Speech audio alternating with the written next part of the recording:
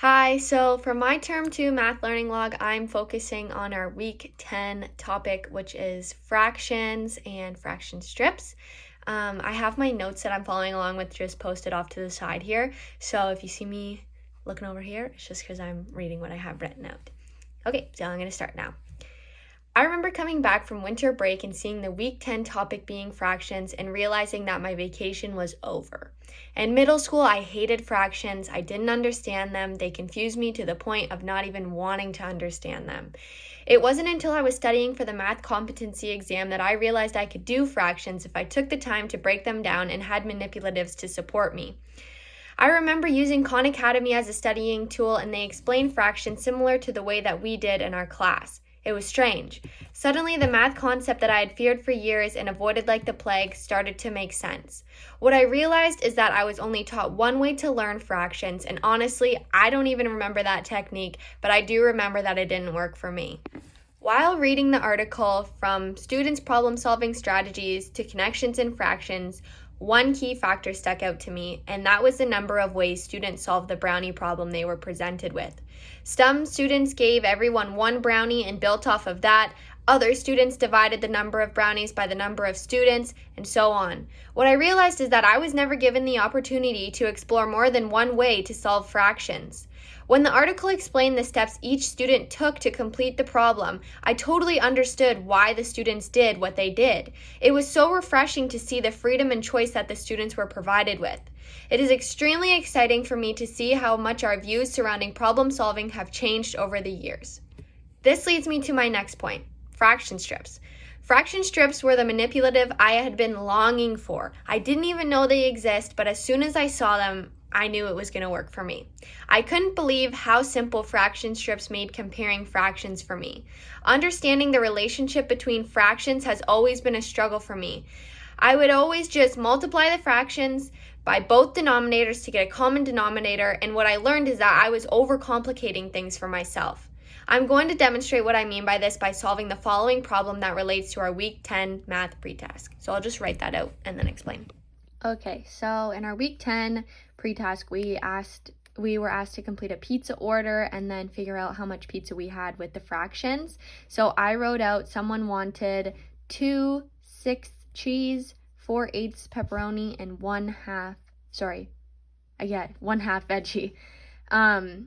So this is what I mean. I was finding a common denominator, but that's quite a large denominator, but that's how I would have done it, would have been to multiply the biggest numbers. And then since it's 2 and 48 is an even number, I know that 2 goes into 48. So I did, down here, we have our 2/6 times 8, which is 16/48. And then our 4/8 turns into 24/48 because it's 6 and 6.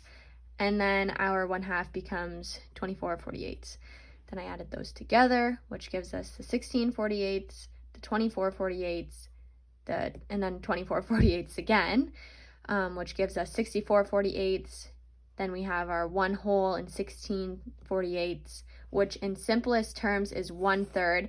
I was able to get to this pretty quickly because I realized that this and this are the same, so I realized that it was 1/3. But in elementary school, I definitely wouldn't have realized that, and it would have taken me forever to figure out what went into 16 that also went into 48.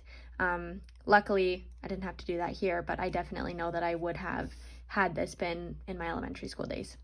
Okay, so now I'm going to solve the same problem, just using my fraction strips. This also, the area model, I don't think I was ever introduced to its name until we started looking at fractions in Week 10, but the area model makes a lot of sense to me, and I don't think it would have in middle school just because I didn't have like a visual representation as I do with the fraction strips. Anyway, so here is my 1 whole. This is going to represent 1 whole pizza, and then we'll start with our fraction. So I'm just going to start with the biggest, which is 1/2. So that takes up, if I can get it here, 1/2 of our pizza. And then I'll go into our 4/8, which 2, 3, 4. And then right away, I can see that that's already 1 whole pizza. So what I have left over is my 2/6. So automatically I know I have 1 whole and 2/6 left over for my pizza. But now I'm going to show you how I would solve it after learning about, after learning with the fraction strips and what equivalent fractions are. Okay, so now I'm just going to put our fractions into lowest terms. I think this kind of relates to the making friendly numbers, which really helped me in elementary school when I learned about making friendly numbers. Everything sort of started to click there. And then when I learned about making friendly numbers with fractions, that helped even more. So I'm just going to do that. So 2 goes into both of these, so that becomes 1/3. Again, 2 goes into both of these, but we can separate that even more by going into 4. So that goes into 1/2. And then our 1/2 here is already in our lowest term. So I can see here, looking at it, I know that, again, this is still 1 whole and 1/3. But I think my elementary self may not have seen that because the denominators were different. So now going and using my fraction strips, I'm going to do what I did before, but just using these fraction strips. Okay, so here we go. Our whole pizza again right here. I'm going to throw on 1/2 plus another 1/2. And then again, we have our 1/3 left over. I was able to do this so quickly compared to how I did my first problem that I did without using the fraction strips. I can only imagine the difference this would have made when I was in school. I wish I would have known about these. I wish that I would have been able to have them as a resource, but I'm happy now that I can provide these as a resource for my future students. I think my issue before was that I didn't fully understand what a fraction was or what it represented. I didn't understand how 2 fractions with different denominators could be equal. I also didn't understand why a fraction with a larger denominator was less than one with a smaller denominator. It felt like everything I had just learned about numbers being worth more when they're bigger was thrown to the wind. It was actually stated in our week 10 video that most students who struggle with fractions didn't understand what the fraction represented. I think that was my issue that I struggled with in elementary school. I couldn't have told you if fractions were related to multiplication, division, addition, subtraction. I thought fractions were a totally separate concept that wasn't related to other concepts, and that once we were finished that unit, I would never have to worry about fractions again. It seems silly now having the understanding that I do, but I knew a few years ago it would be totally groundbreaking to know that one day I would have this deep of an understanding of fractions. I think this really emphasizes that not all students learn the same. I remember fractions being written with that slash instead of being stacked on top of each other in high school, and that really confused me even more. When I thought that I maybe started to have a grasp there, that slant threw me off again. Was that how I was supposed to be writing fractions this whole time? I had no idea. But that was how my math teacher understood it, and that's how he chose to teach it.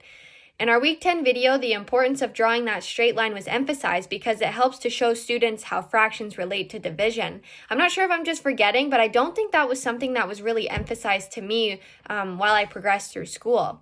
Of course, the longer I spent in school, the more I began to understand about fractions and other concepts, but I truly believe that if I would have had someone show me fraction strips or a tool similar to help me understand fractions and concepts like the area model or how fractions relate to division, I would have understood a lot more in earlier grades. So I guess where does this leave me now? So I plan to take the information I have learned throughout this course and apply it to my own teachings. My hope is that I can take my previous math struggles and use them to make my teachings more relatable and more easily understood by my students.